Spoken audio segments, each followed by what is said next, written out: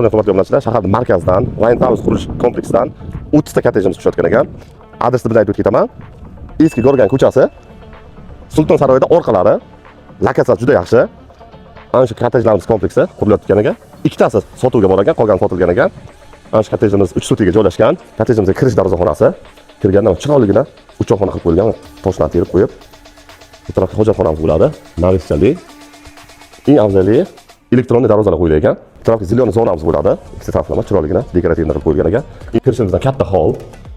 Kottejimizdan balandgina taylangan ekan, 3 o'qirgan razmerlari. Bu tarafga mягкий mebellar qo'yib qo'yib, chiroyligina xona bo'lib qolgan. Birinchi xonamiz, oshxonamiz. Ikkinchi mana zalimiz. Oynalar ham katta-katta taylangan. Qilib qo'ysam bo'ladi. O'zini tashqariga chiqayotgan eshiklar bilan. Bu taraf sanuzilimiz. Sanmishon degan sanuzil. Endi ikkinchilarga.